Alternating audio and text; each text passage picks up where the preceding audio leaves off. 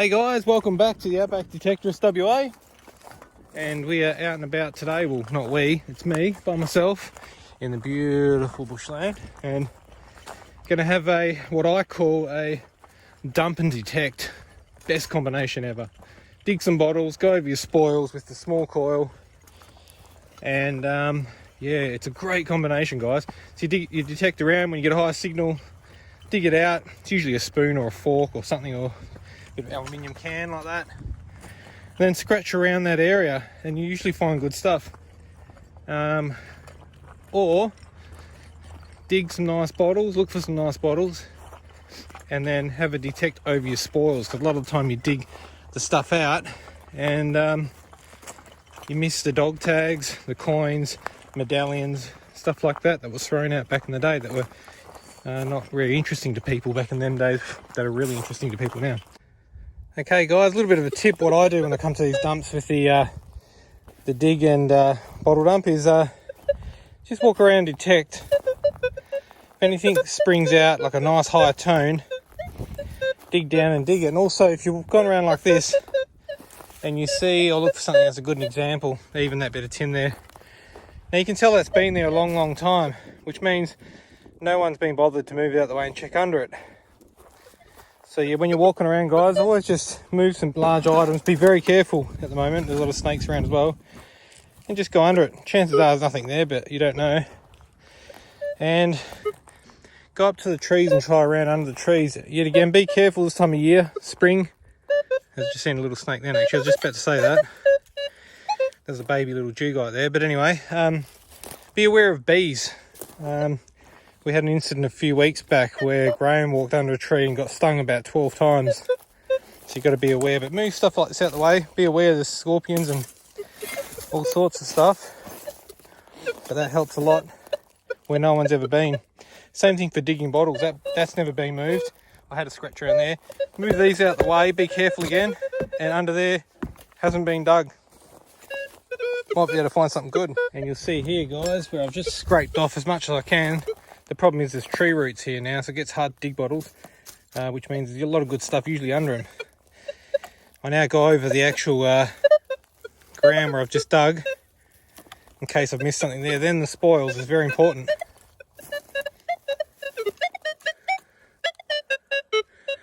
I'll go over that, I'll check that in a minute. But yeah, that's what you do, guys. I'm going to get in under this tree next, see what else is under there. In the dump here, and I found this lump of something, and I'm like, oh yeah, okay, what is it? As soon as I turned it over, meow. It's a cat. That's cool. That's really cool.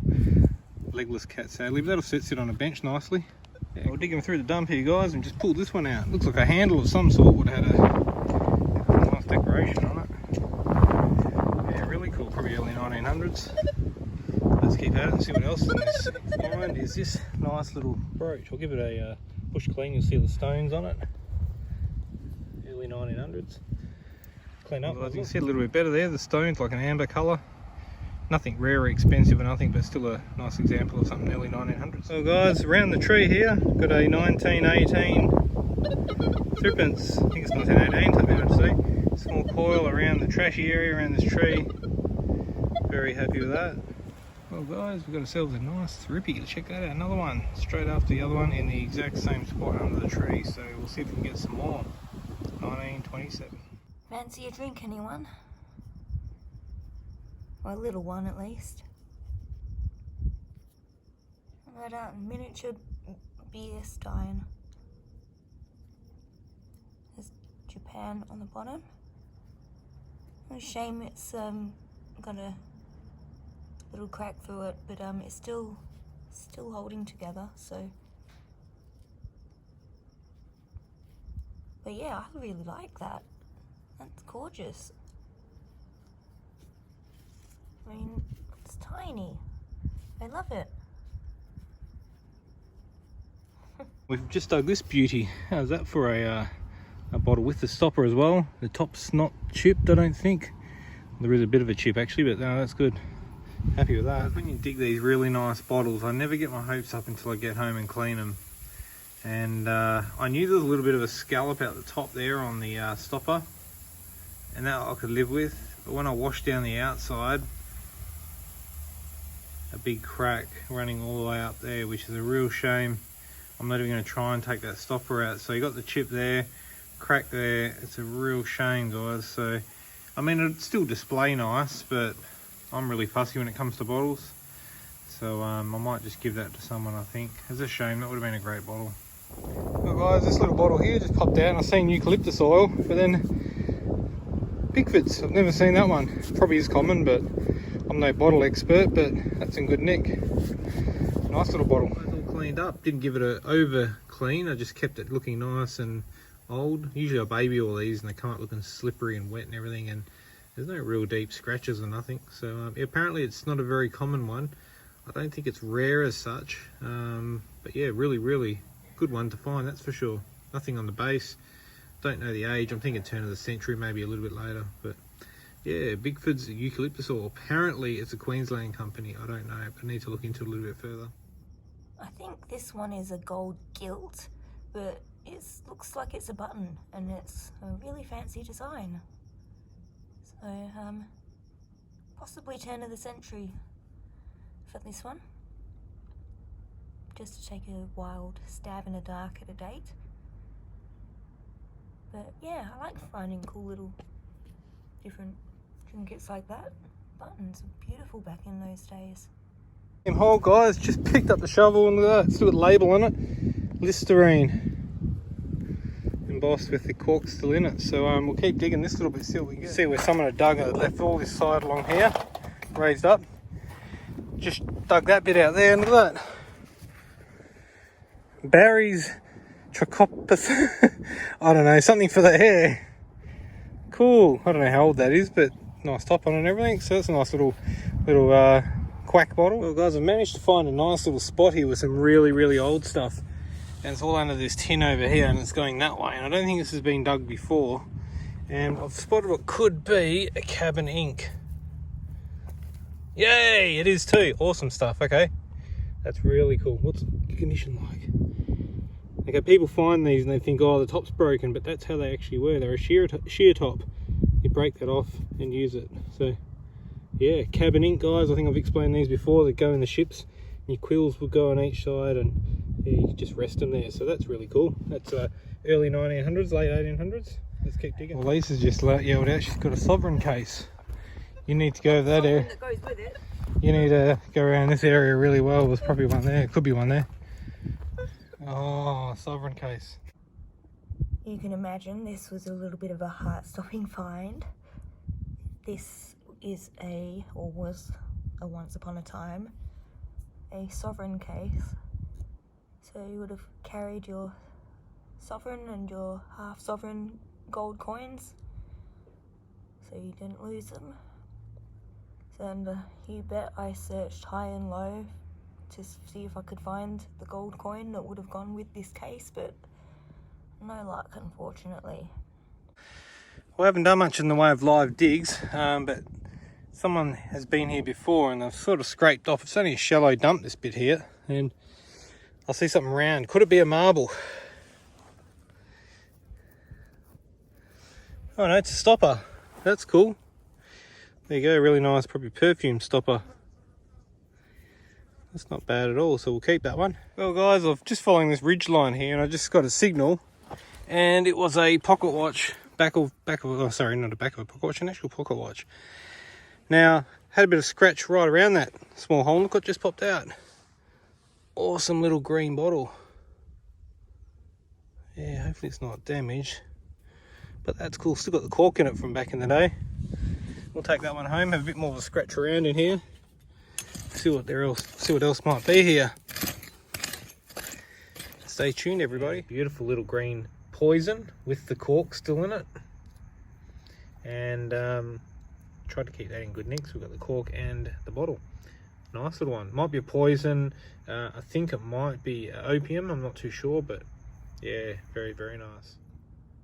This is a find that I really quite find intriguing.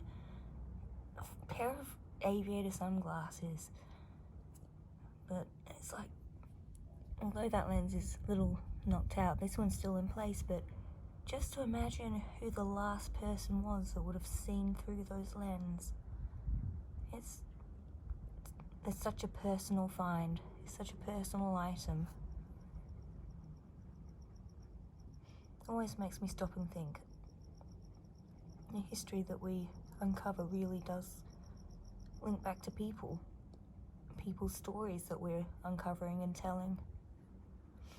Hey guys, another thing I do as I'm scratching around is look for unusual shapes. That was covered in dirt, and it could have been a coin, it could have been a badge, could have been anything. Nothing on that side. Now turns it over. Blue tulip foldings. I love these, and Lisa's a big collector of foldings products, so she's going to love that. It's probably 30s or 40s or something, but yeah, not bad.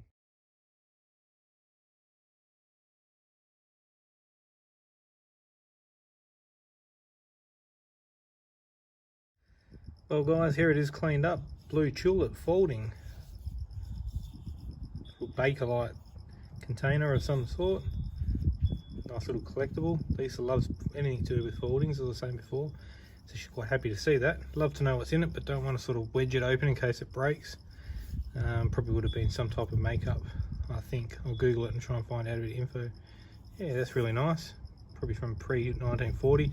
I'm guessing 20s to 30s. It looks very Art Deco. And guys, look what we got. One of my favourite. Foldings Poison. I love these things. Getting a good collection of these now. Awesome.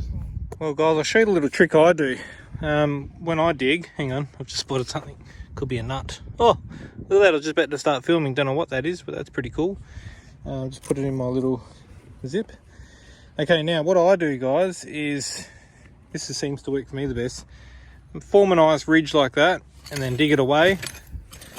And then when you get all this spoil down in here, just go through it just carefully, because this is where you find a lot of nice stuff. It's a slower way to do things. But then when you've got a big mound of dirt here, which I'll have in a sec, I'll just go through all this area. Well, there's a button. That'll have a town name on it. I'll check that in a minute. Then I get the shovel and shovel all this dirt back behind me because it's so nice and loose. Now before I do that, I'll just check this button with a town name on it or city name. It's usually England or London. I can't make nothing out. I'll check that later. And okay, that's put away. And then yeah guys, just shovel all that dirt back, and always just keep an eye on the dirt as you're doing it. Coins and that might stay down the bottom, and then get back into it again. So we'll continue on with this area. Well guys, left this side open from last time, which was only yesterday. Usually filling my holes in, but I knew I was coming straight back, so I'm going to continue forward from here back that way. It's not a great deal. It's probably another metre of that way and around, so we'll dig this mound out. Now I did uncover a bit of a bottle here, and I'm going to pull it out live if it's got the top on it, which I think it might have. Yes, is there embossing on it? Oh, I can see the embossing already. Oh, the old cocoa hair, or cocoa for the hair they used to call it, which turned out to be a fraud. I've got one of these that I found in a different location, and it turned out to be 90% water or something like that. So yeah, didn't do nothing for anybody's hair back in the day. But anyway, that's not a bad little find. Well everybody, cocoa for the hair came out looking beautiful. Needs a bit more of a clean, but it's good enough for now. I absolutely love the lip on this one. Look how crude that is. It's not cracked, that's just the way it was made back in the day. Very, very crude. Yeah, nice little bottle. Turned out to be a scam, this bottle of this type of product. It was 80 to 90% water, and he got caught out for it. So yeah, there you go. That's a nice one. Guys, when you find the ash layer, take your time with it. Any abnormal shapes, just check everything out, because check this one out. Just pulled the world's biggest thimble out. It's actually got a gold lining on it. Made of China, not damaged or anything. So that was just sitting there amongst all the stuff when I dug it out. So that's pretty cool. Awesome. Now here's the thimble thing, guys. Don't know what this is. It's made of China. Didn't want to rub it too much and take too much of that gold off. And nothing was on the top. And yeah, don't know. It seems a bit too big for those decorative China thimbles, but maybe it is. I don't know. Who knows what it is, but it's in good condition. And yeah. Well, everybody, Lisa's finding sheet metal. Don't film me. But she's getting some good stuff. But anyway, I'm going to film what I've got here.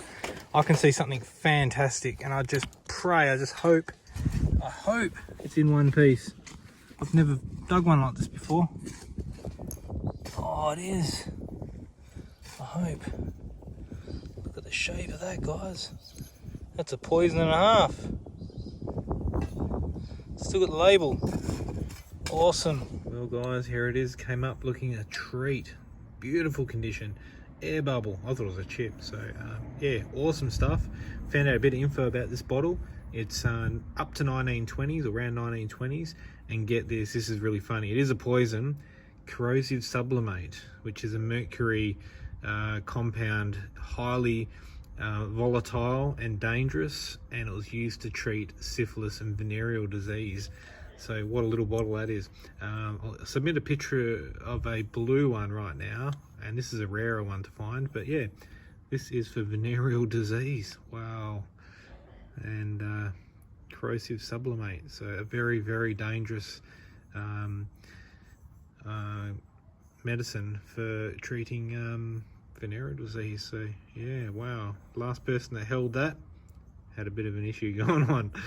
Interesting. Really good example, guys, of going really, really slowly, because and just slowly digging through this and making sure, because look what I got. I know exactly what it is. A little miniature whistle. That's really cool, and that just came out of inside there. That is really, really cool. So yeah guys, just slowly go through it. You can dig big chunks out at a time and look for the bottles, but I always think it's best to take your time and just go through it like this and just check everything that's abnormal shape. Anything round, square, just always check these things. I'll keep digging now in case we get anything live. I have got gloves on usually, guys. I'm just doing this for the filming. Never ever come to a place like this without gloves and do it. As you can see, there's a lot of glass. And if you do lose your balance, you put your hand down, you're on to a one-way trip to the hospital, which has happened before, not to me, but to a friend of mine. So, and you don't want to get an infection in here. And we've got Lisa here with us today, and she's already got some good stuff. She'll film that and show you guys later. The Acme registered whistle. Nothing special, but pretty cool little find from the dump. 1920s, probably 100 years old. Well, everybody, the whistle works fine. Now this is something I'm not quite sure of. Open on that end and on this end.